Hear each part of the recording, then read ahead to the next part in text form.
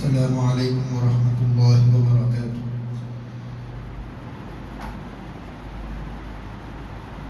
الحمد للہ نحمده ونستعینه ونستغفره ونؤمن به ونتوکل علیہ ونعوذ باللہ من شرور انفسنا ومن سیئات اعمالنا، من يهده الله فلا مضل له ومن يضلله فلا هادي له، ونشهد أن لا إله إلا الله وحده لا شريك له، ونشهد أن سيدنا ونبينا ومولانا محمدا عبده ورسوله، أما بعد، أعوذ بالله من الشيطان الرجيم، بسم الله الرحمن الرحيم، ومن أظلم ممن منع مساجد الله أن يذكر فيها اسمه وسعى في خرابها، صدق الله العظيم۔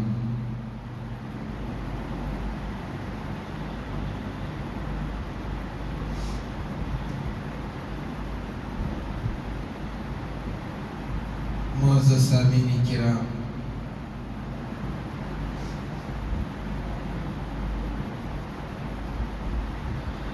پوری کائنات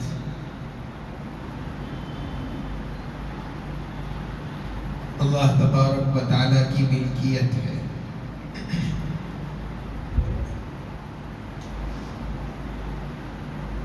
اللہ ہی ہر چیز کا مالک ہے، لیکن اللہ تبارک و تعالیٰ کی مرضی اور اس کی منشاہی سے انسان دنیاوی زندگی میں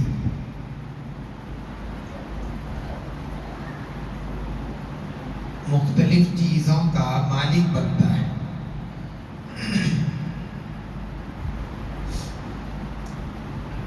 زمین کا بھی مالک اللہ ہے،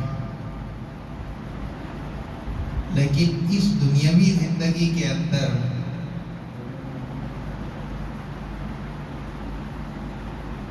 انسان کے لیے اللہ نے یہ بات رکھی ہے کہ وہ زمین کا مالک بن سکتا ہے۔ جب کوئی آدمی کسی زمین کا مالک بنے تو وہ اپنی زمین میں جس طرح چاہے تصرف کر سکتا ہے۔ زمین کو بیچ سکتا ہے، کسی کو ہدیہ دے سکتا ہے، اپنے لیے بعد میں کام آنے کے واسطے جمع کر کے رکھ سکتا ہے، یا اگر کچھ بھی نہیں کرتا ہے تو وہ آدمی دنیا سے چلے جائے تو اس کی وراثت میں وہ زمین بعد والوں کو منتقل ہوتی ہے۔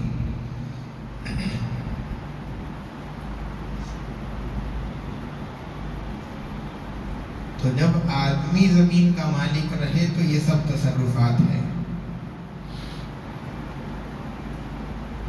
لیکن اگر کوئی آدمی کوئی بھی زمین کا حصہ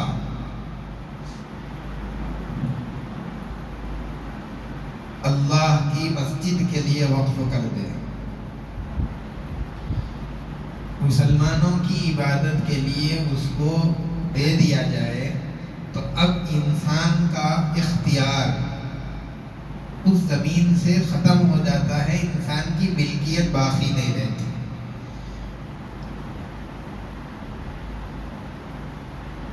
مسجد کے لیے اس زمین کو دے دینے کے بعد میں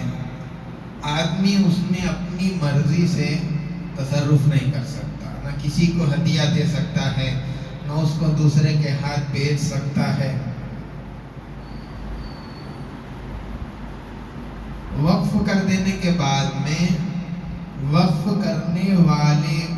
کی مرضی بھی اس زمین میں نہیں چلتی، اس لیے کہ اب وہ اس کی ملکیت سے نکل گئی۔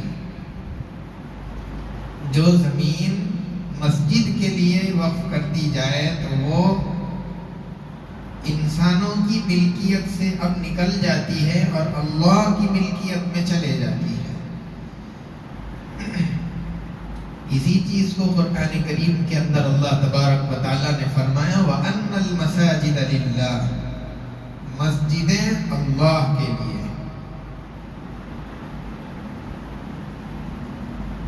اب اس میں اللہ کی ملکیت، کوئی انسان اس کے اندر اپنی مرضی سے کچھ نہیں کر سکتا۔ وہ زمین اللہ کے لیے اور اللہ کی عبادت کے لیے خاص ہو گئی۔ اب چاہے اس زمین پر عمارت بنائی گئی ہے، مسجد کی شکل بنائی جائے یا اس کو میدان کی شکل میں رکھا جائے، وہ مسجد ہی رہے گی اور وہ ہمیشہ قیامت تک کے لیے مسجد ہی کے حکم کے اندر رہے گی۔ اس کا حکم قیامت تک تبدیل نہیں ہو سکتا۔ مسجد کی عمارت کھڑی رہے یا اس کو ختم کر دیا جائے، ہمیشہ وہ زمین اللہ کی ملکیت شمار ہوگی اور مسجد ہی کا اس زمین کو حکم حاصل رہے گا۔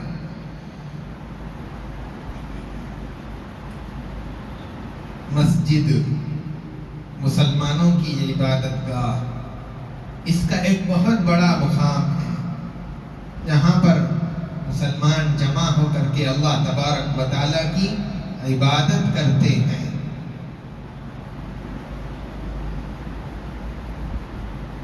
اب جس طریقے سے اگر ایک مرتبہ کوئی زمین مسجد کے لیے دے دی جائے تو اس میں جس طریقے سے آدمی تصرف نہیں کر سکتا، نہ بیچ سکتا ہے، نہ وہ زمین اب وقف کرنے والے کے وارثوں میں بطور وراثت کے تقسیم نہیں ہو سکتی، ایسے ہی اگر اس زمین کو لے کر کے کوئی آدمی دوسری جگہ پر اس کے بدلے میں زمین دینا چاہے تو اس زمین کے بدلے میں دوسری زمین لینا بھی جائز نہیں ہے، کیونکہ ایک مرتبہ جو زمین بطور مسجد کے طے ہو گئی اب وہ مسجد ہی رہے گی، اس کو دے کر کے دوسری جگہ زمین لے لینا یہ ناجائز ہے، غیر شرعی عمل ہے۔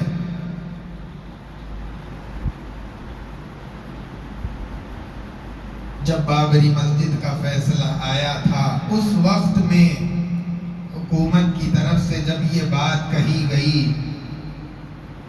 اور ان لوگوں نے مسلمانوں کے سامنے پیشکش بھی کی کہ 5 ایکڑ زمین مسجد کے لیے دوسری جگہ پر دے دیں گے، بابری مسجد کی جگہ کو چھوڑ دو،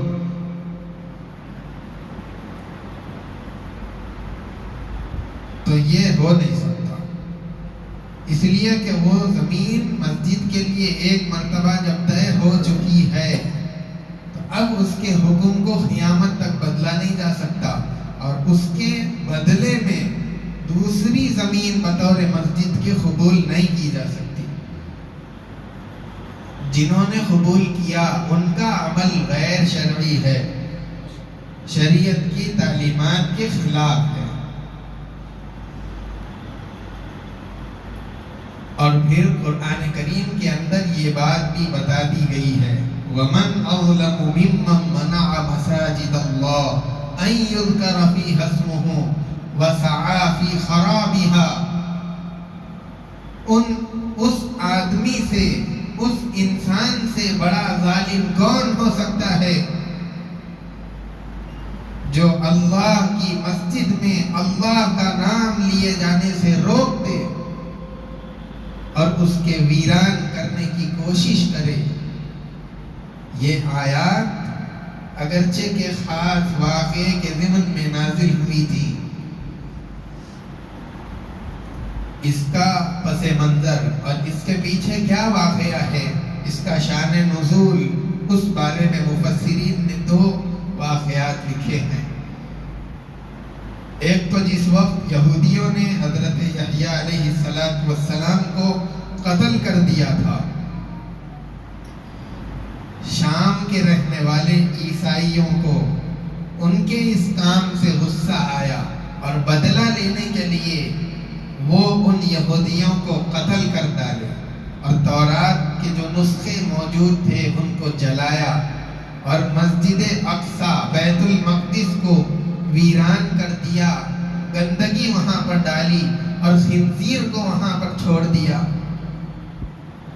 اس واقعے کے نتیجے میں وہ آیات اور پھر مسجد اقصی حضور پاک صلی اللہ علیہ وسلم کے زمانے تک اسی حالت کے اندر رہی۔ اور دوسرا واقعہ مفسرین نے جو ذکر کیا، دوسری بات یہ کہ مشرکین مکہ یہ اللہ کے رسول صلی اللہ علیہ وسلم کو اور آپ کے صحابہ کو مسجد حرم کے اندر کعبۃ اللہ کے پاس نماز پڑھنے سے، اللہ کی عبادت کرنے سے روکتے تھے۔ اور جس وقت میں اللہ کے رسول صلی اللہ علیہ وسلم عمرہ ادا کرنے کے لیے مدینہ منورہ سے مسجد حرام تشریف لائے تھے، انہوں نے عمرہ کرنے سے آپ کو اور آپ کے ساتھ آنے والے صحابہ کو روک دیا تھا۔ اس موقع پر یہ آیات نازل ہوئی، وَمَنْ أَظْلَمُ مِمَّنْ مَنَعَ مَسَاجِدَ اللَّهِ أَن يُذْكَرَ فِيهَا اسْمُهُ وَسَعَىٰ فِي خَرَابِهَا۔ ان لوگوں سے بڑا ظالم کون ہو سکتا ہے جو اللہ کے گھر میں اللہ کے نام لیے جانے سے روک دے اور اس کو ویران کرنے کی کوشش کرتا رہے۔ واقعات تو خاص ہے، لیکن اس کا جو حکم ہے وہ قیامت تک کے لیے ہے۔ اب جو آدمی بھی اللہ کے گھر میں آنے سے لوگوں کو روکے اور اس کو ویران کرنے کی کوشش کرے تو وہ بھی اس دنیا میں سب سے بڑا ظالم قرآن کی روشنی میں شمار ہوگا۔ وَمَنْ أَظْلَمُ مِمَّنِ افْتَرَىٰ عَلَى اللَّهِ وَمَنْ أَظْلَمُ مِمَّنْ مَنَعَ مَسَاجِدَ اللَّهِ أَن يُذْكَرَ فِيهَا اسْمُهُ وَسَعَىٰ فِي خَرَابِهَا۔ اور مفسرین نے لکھا ہے کہ مسجد کو ویران کرنے سے مراد مسجد کو منہدم کر دینا ہے اور وہاں پر ہونے والی عبادت کو ختم کر دینا ہے۔ مساجد اللہ کے نزدیک ان مقامات کا ان کا بڑا مقام اللہ کے یہاں ہے۔ سب سے پسندیدہ جگہیں پوری دنیا کے اندر اللہ تبارک و تعالیٰ کو مسجدیں ہیں، اور سب سے ناپسند جگہیں پوری دنیا کے اندر بازار ہے۔ مسجد کا بڑا اونچا مقام ہے۔ مساجد، یہ بات کئی سالوں سے چل رہی ہے کہ بابری مسجد کو رام جنم بھومی منہدم کر کے توڑ کر کے اس کے اوپر بابری مسجد بنائی گئی ہے۔ اس بات کو چھوڑیے، میں آپ کے سامنے اسلامی تعلیمات کیا سکھلاتی ہیں وہ چیزیں آپ کے سامنے پیش کرتا ہوں۔ آیا اسلام اس بات کی اجازت دیتا ہے کہ دوسروں کی عبادت گاہوں کو ٹھیس پہنچا کر کے، اس کو منہدم کر کے، اس کو نیست و نابود کر کے اس کے اوپر مسجد بنانے کی اسلام اجازت دیتا ہے یا نہیں دیتا؟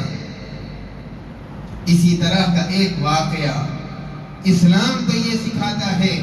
کہ اگر کسی بھی عبادت گاہ کا تھوڑا سا بھی حصہ توڑ کر کے اس کو مسجد میں شامل کر لیا گیا ہے تو اس زمین کا حصہ جس پر مسجد قبضہ کر کے بنائی گئی ہے اس کو واپس کرنا ضروری ہے۔ اس طرح کا ایک واقعہ اسلامی تاریخ کے اندر پیش آیا۔ دمشق کے اندر بنو امیہ کی جب حکومت چل رہی تھی، ولید بن عبد الملک اس نے یہ ارادہ کیا کہ میں ایک بہت بڑی مسجد بناؤں گا، اور اس کو زمین نہیں مل رہی تھی، اور جب زمین ملی تو اس نے دیکھا کہ بازو میں ایک چرچ ہے، اور وہ زمین بھی اگر مسجد کے لیے لے لیا جائے تو مسجد بہت بڑی تعمیر ہو سکتی ہے۔ وہ ان کے پاس میں اپنے لوگوں کو بھیجا اور ان سے کہا کہ تم اپنی گرجا گھر، اپنی چرچ ہمیں دے دو۔ ان لوگوں نے یہ جواب کہلا بھیج دیا کہ ہم خوشی سے دینے کے لیے تو تیار نہیں ہیں، اور اگر تم زور زبردستی سے لیں گے تو جو بھی زور زبردستی سے لے گا اس کو کوڑ کی بیماری ہو جائے گی۔ ولید بن عبد الملک کو جب یہ جواب پہنچا وہ بہت غصہ ہوا اور اس نے کہا کہ دیکھتے ہیں کوڑ کیسے ہوتا ہے، اور زبردستی ان کی زمین کو ان سے چھین لیا، مسجد بنا دی گئی۔ ایک زمانہ گزرنے کے بعد حضرت عمر بن عبدالعزیز رحمۃ اللہ علیہ کا جب زمانہ آیا اور وہ عیسائی جو جانتے تھے کہ یہ خلیفہ جو مسلمانوں کے ہے حضرت عمر بن عبدالعزیز رحمۃ اللہ علیہ، یہ انصاف پسند ہے اور یہ حق بات پر چلنے والے ہیں، یہ اس راستے پر چلتے ہیں جو خلفائے راشدین کا راستہ ہے، وہ لوگ ان کے پاس پہنچ گئے اور ان سے سارا واقعہ بتا دیا کہ اس زمانے کے اندر ہماری گرجا کا زمین کا حصہ چھین کر کے مسجد کا یہ حصہ بنایا گیا تھا۔ انہوں نے فوراً مسجد کے اس حصے کو منہدم کروا دیا اور پھر حکومت کے خرچے پر ان کی چرچ بنا کر ان کے حوالے واپس کر دی۔ تو اسلام کی یہ تعلیمات ہے،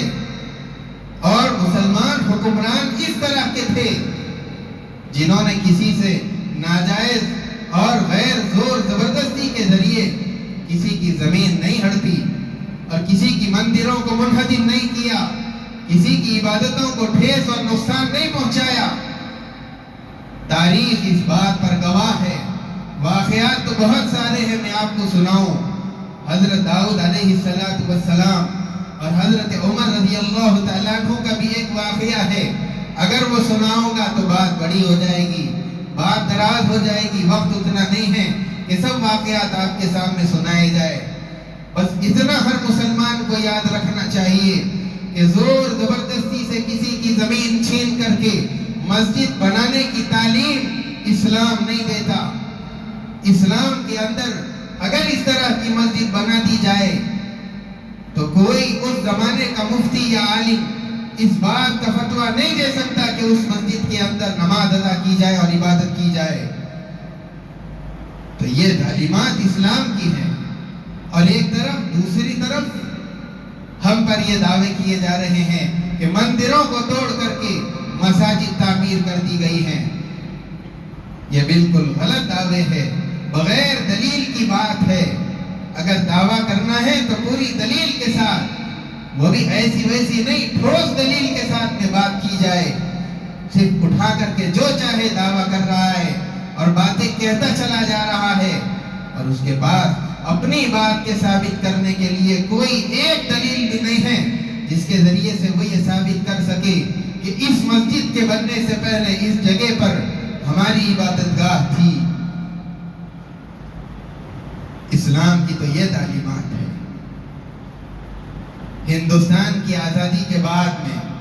1991 کے اندر ایک قانون بنایا گیا تھا جو ساری ہی عبادت گاہوں کے تحفظ کے لیے اور ہندوستان کے اندر جو بھائی چارگی، جو امن و امان، جو شانتی، جو محبت ہندو اور مسلمانوں کے درمیان ہے، اس کو برقرار رکھنے کے لیے اور امن و امان کے خراب ہونے کو بچانے کے لیے، اس ملک کو محفوظ رکھنے کے لیے قانون بنایا گیا تھا۔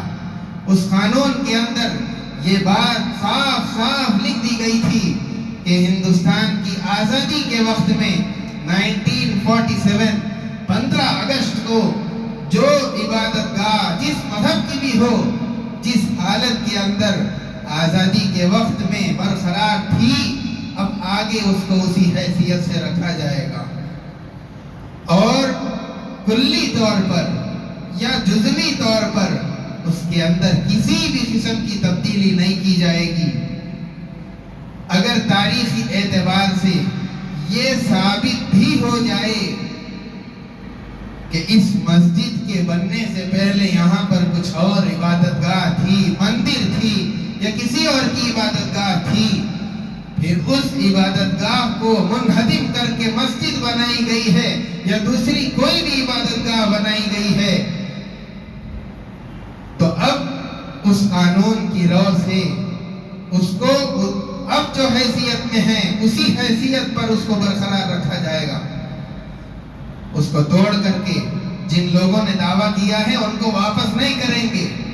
اس لیے کہ اگر اس طرح سے معاملہ چلتا رہا تو یہاں پر جو امن و امان ملک کے اندر قائم ہے وہ خراب ہو سکتا ہے۔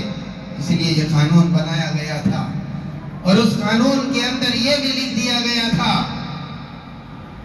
کہ اگر کسی فرقے کی طرف سے کسی ایک خاص فرقے کی عبادت گاہ کے سلسلے میں کوئی مقدمہ اس کے تبدیلی کے سلسلے میں چلایا جائے، کوئی درخواست پیش کی جائے، تو اس قانون کی رو سے اس مقدمے کو ختم کر دیا جائے گا اور اس کیس کو آگے نہیں چلایا جائے گا، کارروائی بند کر دی جائے گی۔ یہ قانون 1991 میں بننے کے باوجود بھی آج نچلی عدالتیں اس طرح کی درخواستوں کو قبول بھی کر رہی ہیں، اور پھر اس کے سروے کے لیے لوگوں کو بھیجا بھی جا رہا ہے۔ ان کا یہ عمل اس بننے والے قانون کے خلاف ہے۔ عدالتیں خود قانون کی خلاف ورزی کر رہی ہیں۔ الغرض مسجدیں مسلمانوں کے نزدیک اس کا بڑا مقام ہے، اس کی حفاظت کی ذمہ داری ہر مسلمان کا مذہبی فریضہ بنتا ہے۔ یہ مسجدوں کو نشانہ بنانے کی تاریخ یہ کوئی نئی نہیں ہے، یہ صرف بی جے پی کی یا اس زمانے کی کوئی چال نہیں ہے دشمن کی، یہ تو بہت پرانی بات ہے۔ کئی بار مسلمانوں نے اس طرح کی چیزوں کو دیکھا ہے، بلکہ اسلام سے پہلے بھی مسجد اقصیٰ پر بھی حملے ہوئے، اور ابرہہ کا واقعہ تو ہر کوئی جانتا ہے کہ اس نے کعبے کو ڈھانے کے لیے آیا تھا، اور اسی طریقے سے کئی ہندو راجاؤں نے مسجدوں کو شہید کیا، اور اسی طریقے سے